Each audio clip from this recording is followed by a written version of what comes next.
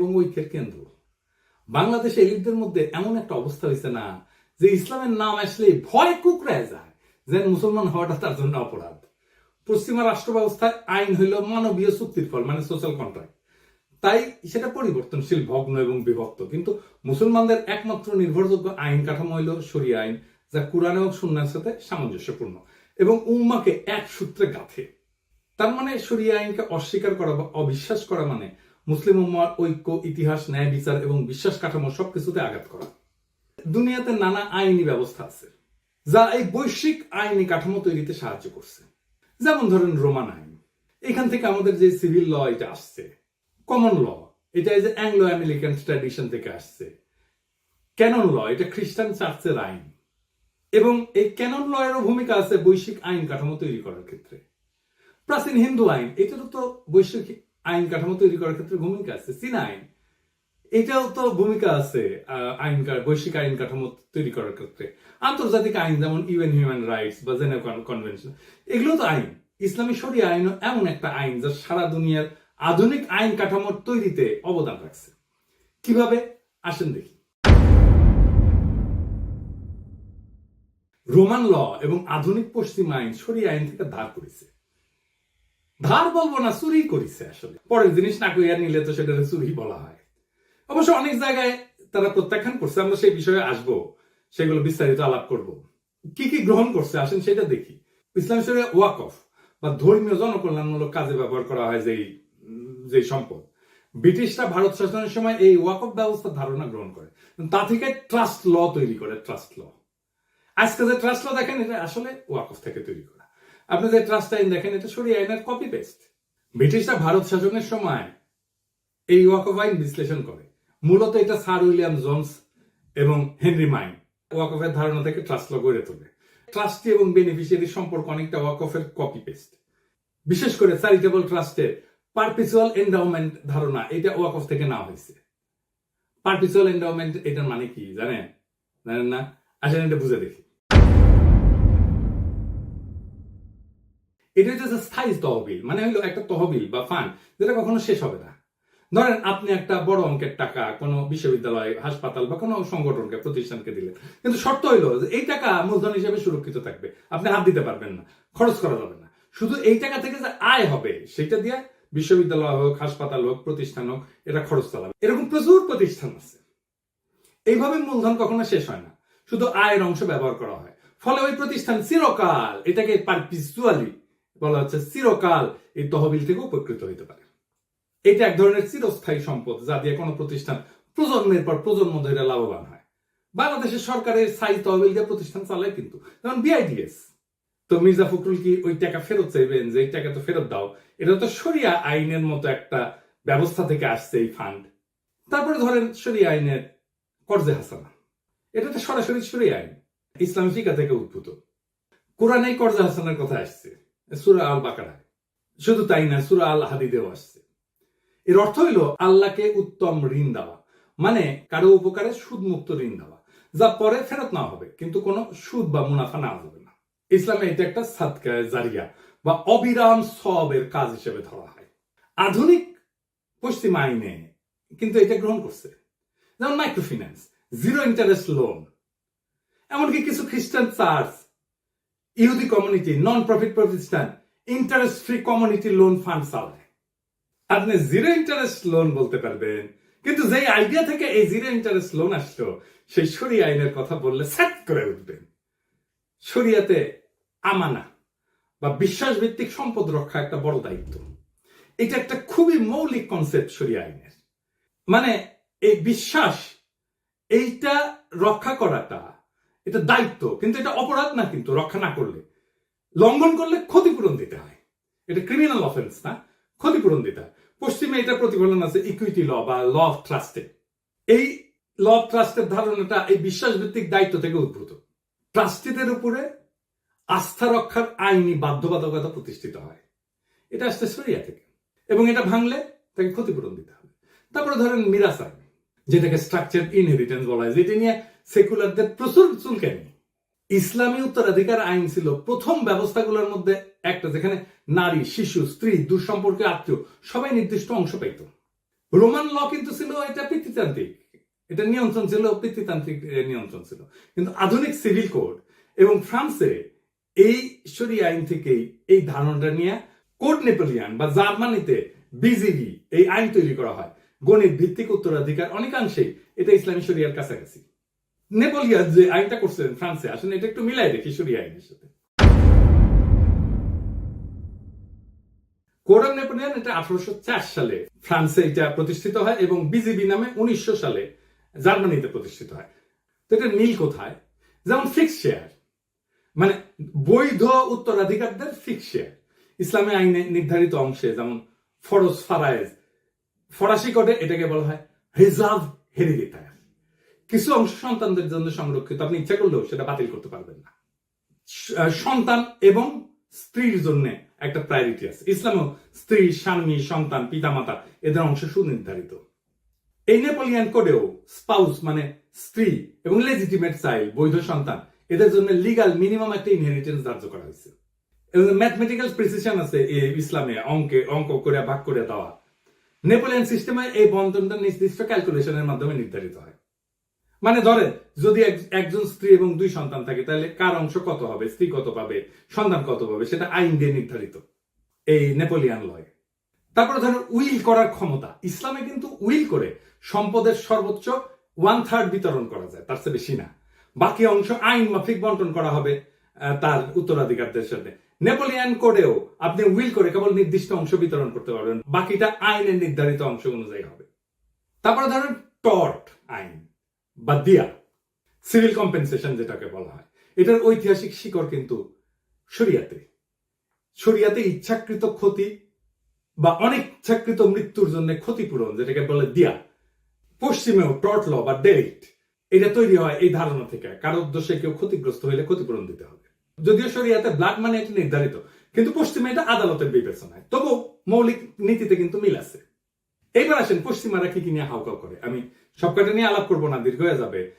তবে একটা নিয়ে আলাপ করব, সেটা হচ্ছে সাক্ষ্য নিয়ে। নারীদের সাক্ষ্য দেওয়া অর্ধেক গণ্য হওয়া নিয়ে।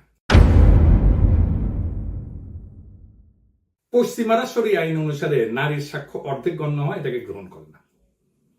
শরিয়ায় নির্দিষ্ট ক্ষেত্রে, সব ক্ষেত্রে না কিন্তু নির্দিষ্ট ক্ষেত্রে, যেমন আর্থিক লেনদেনের ক্ষেত্রে নারীর সাক্ষ্য পুরুষের অর্ধেক, এটা সত্য। পশ্চিম আইন নারী পুরুষের সাক্ষ্যকে সমান মর্যাদা দেয়, সেজন্য ওরা বলে এই শরিয়া আইন এটা জেন্ডার নিউট্রাল না, নারীকে ক্ষমতাকে খর্ব করা হয়েছে এবং নারীকে অসম্মান করা হয়েছে। ইসলামী শরিয়াতে নির্দিষ্ট কিছু ক্ষেত্রে নারীর সাক্ষ্য পুরুষের তুলনায় অর্ধেক, এটা বিধান আছে, বিশেষ করে আর্থিক লেনদেন সংক্রান্ত বিষয়। এটার আবার কতগুলো কারণ আছে। একটা হইতেছে সাংঘর্ষিক পরিবেশে নারীর ঝুঁকি কমানো, প্রোটেক্টিভ লজিক। এটা মানে ইসলামী সমাজে নারীদের দায়িত্ব কিন্তু মূলত পরিবার কেন্দ্রিক। বিচারালয় বা আদালতে উপস্থিত হওয়া ছিল এক ধরনের সামাজিক অস্বস্তির বিষয়, এখনো তাই, এমনকি পশ্চিমা সমাজও তাই। তাই আর্থিক বা অপরাধমূলক মামলায় নারীদের বাধ্যতামূলক সাক্ষী না বানায় সহযোগী সাক্ষী হিসেবে রাখা হয়েছে।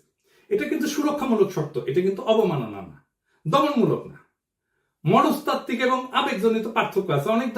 অনেকে বলেন, যেমন ধরেন সাধারণত নারীরা বেশি সংবেদনশীল হয়, আবেগপ্রবণ হয়, তাই কোনো চাপে বা ভুল ব্যাখ্যার ঝুঁকি থেকে দ্বিতীয় নারী সাক্ষী রাখার মাধ্যমে স্মরণ করে দেওয়ার একটা পদ্ধতি নির্ধারিত হয়েছে। এবং আমরা দেখবো যে আধুনিক পশ্চিমা আইনেও এটাকে অনুসরণ করা হয়েছে। আমরা একদম এটা মিলাই দেব। তো এইটা কিন্তু নারীকে অযোগ্য বলা না, বরং মানসিক এবং সামাজিক প্রেক্ষাপট বিবেচনায় ন্যায্যতা নিশ্চিত করার চেষ্টা। আর নারীর সাক্ষ্য তো সব ক্ষেত্রে অর্ধেক না। যেমন ধরেন ধর্ষণ, প্রসব, নারীর শারীরিক অবস্থা ইত্যাদি ক্ষেত্রে নারীর একক সাক্ষ্যই যথেষ্ট। সুদ, চুরি, হত্যা এই সমস্ত অপরাধে সাক্ষ্য হয় গ্রহণযোগ্যভাবে, নিরপেক্ষভাবে। শুধুমাত্র আর্থিক চুক্তি এবং দলিল এই ক্ষেত্রে দ্বৈত নারীর সাক্ষ্য প্রয়োজন হয়। আরো কারণ আছে, যেমন নারীকে সাক্ষ্যদানে বাধ্য না করা, এটা হচ্ছে বার্ডেন রিডাকশন। এটার অর্থ কি? ধরেন ইসলামে সাক্ষ্যদানের দায়িত্বকে এক ধরনের সামাজিক এবং নৈতিক বোঝা হিসেবে দেখে।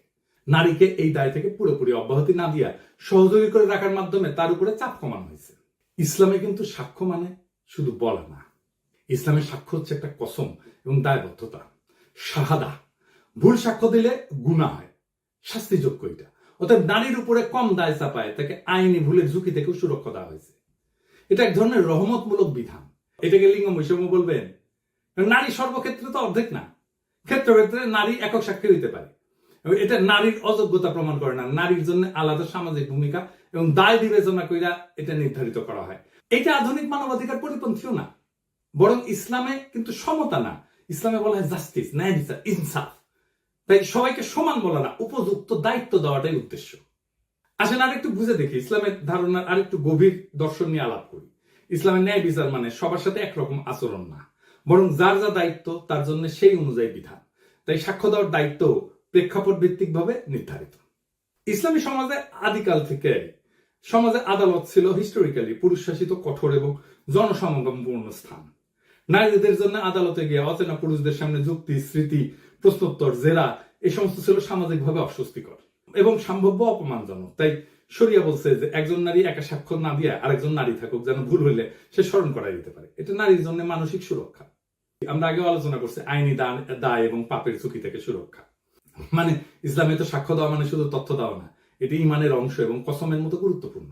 মিথ্যা সাক্ষ্য বা ভুল তথ্য দিলে সেটা গুনাহ এবং সামাজিক আইনি অপরাধ। তাই নারীর উপর একা সাক্ষ্য দেওয়ার ভার না দিয়ে তার পাশে আরেকজন নারী রাখা হয়েছে, মানে কেউ ভুল করলে যথাযথ সংশোধন হয়। এমনকি গবেষণাও দেখা গেছে যে নারীরা সাধারণত ব্যক্তিগত স্থিতিতে ভালো হইলেও নির্ভুল সংখ্যাগত তথ্য বা দীর্ঘমেয়াদী ডিটেল বিষয়ে ভুল করার সম্ভাবনা পুরুষের চেয়ে বেশি, বিশেষ করে পূর্ব আধুনিক সমাজে। তাই জটিল আর্থিক বিষয় বা দলিলের ক্ষেত্রে এক নারীর ভুল হইলে আরেকজন তাকে রিমাইন্ড করতে পারে।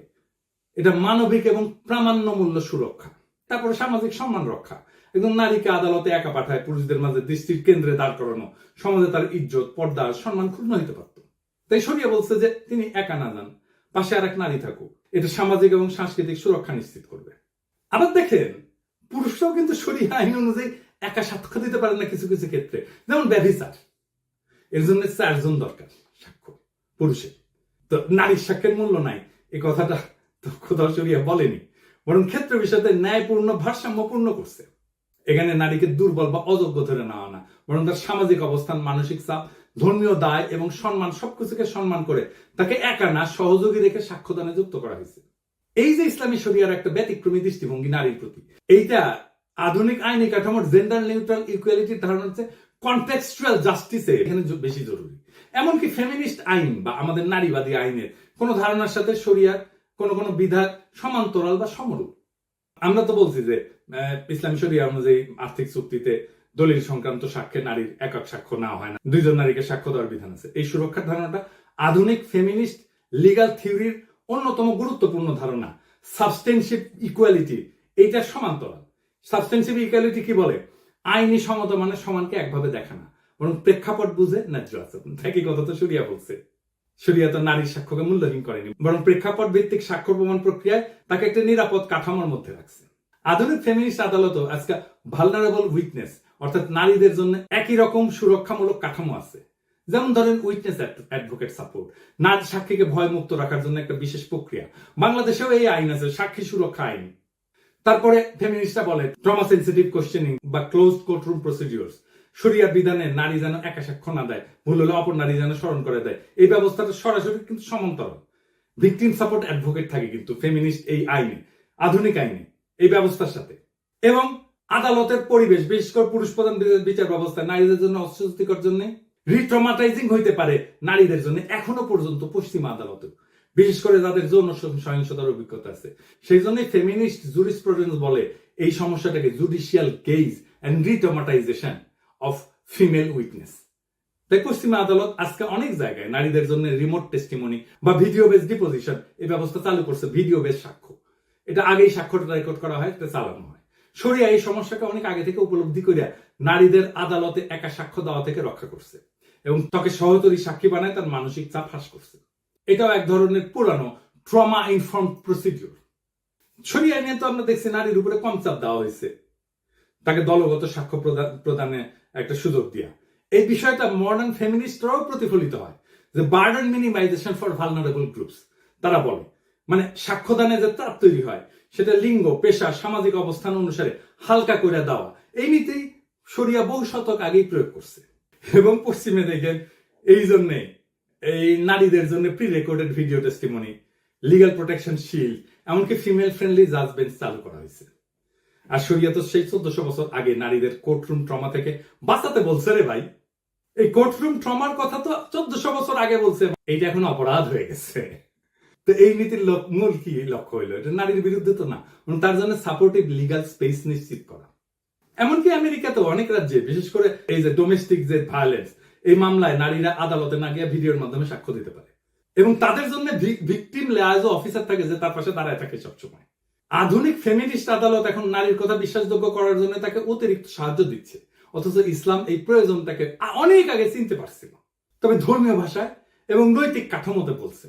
তাই ইসলামের শরিয়ায় নারীর স্বাক্ষর বিধান এটা জেন্ডার বিভাজন, নাকি আধুনিক ফেমিনিস্ট লিগাল রিফর্মে যে সমস্ত gender sensitive trauma award equity based আইনি কাঠামো ব্যবস্থা তৈরি করছে, সেটার মতোই সেটা অনেক আগে সেই রাস্তায় হাঁটছে, কেবল তার ভাষা এবং দৃষ্টিভঙ্গি ছিল ধর্মীয়। এইটাই শরিয়ার প্রেক্ষাপট ভিত্তিক ন্যায়ের শক্তি। আর উল্টা বুঝলি রাম, যার জন্য অ্যাপ্রিসিয়েশন পাওয়া দরকার ছিল, সেটা দিয়া আপনারে ইন্ডিয়া বাড়ি দিবে। আর আপনি মুখ বুঝে শোনেন, মির্জা ফখরুল যদি শরিয়া নিয়ে ডিটেলস গুলো জানতেন, তাহলে তো বেকুবের মতো উত্তর দিতেন না। উনি কি বলতে পারতেন না নন মুসলিম দেশগুলোর তালিকা যেখানে শরিয়া আইন আংশিক ভাবে চালু আছে, যেমন ইথিওপিয়া, এটা তো খ্রিস্টান সংখ্যাগরিষ্ঠ দেশ, মুসলিমদের জন্য পারিবারিক আইন এবং উত্তরাধিকার শরিয়া আইন মোতাবেক চলে। এমনকি ইসরায়েলে, এটা তো ইহুদি সংখ্যাগরিষ্ঠ, মুসলিম নাগরিকের পারিবারিক এবং ব্যক্তিগত আইনে শরিয়া আদালত চলে ইসরায়েলে, এটা সরকার অনুমোদিত। এমনকি ভারতে এটা মুসলিম পার্সোনাল ল আছে না, বিয়া, তালাক, মোহর, মিরাজ, এই সমস্ত এটা আইনে স্বীকৃত। সিঙ্গাপুরে, এই যে সিঙ্গাপুরে, এটা তো বৌদ্ধ খ্রিস্টান সংখ্যাগরিষ্ঠ, এখানে শরিয়া কোর্ট আছে মুসলিমদের পারিবারিক বিষয় বিচার করার জন্য। কেনিয়া, এটা খ্রিস্টান সংখ্যাগরিষ্ঠ দেশ, এখানে খাদি কোর্স আছে, মুসলিম পারিবারিক উত্তরাধিকার আইন নিয়ে রায় দেয়। ফিলিপাইনে ক্যাথলিক সংখ্যাগরিষ্ঠ দেশ, এটা মুসলিম স্বশাসিত অঞ্চলে শরিয়া আদালত কার্যকর আছে। এমনকি ইউকেতে, যুক্তরাজ্যে, এটা তো খ্রিস্টান সংখ্যাগরিষ্ঠ দেশ, এখানে শরিয়া কাউন্সিল আছে, ইসলামিক ট্রাইব্যুনাল আছে, এটা ঐচ্ছিক পারিবারিক সালিশ হিসেবে এটা ইউজ করতে পারে, ব্যবহার করতে পারে। অস্ট্রেলিয়া, এটা তো খ্রিস্টান সংখ্যাগরিষ্ঠ দেশ, এটা মুসলিম কমিউনিটির মধ্যে শরিয়া ভিত্তিক মধ্যস্থতা, এটা নন বাইন্ডিং।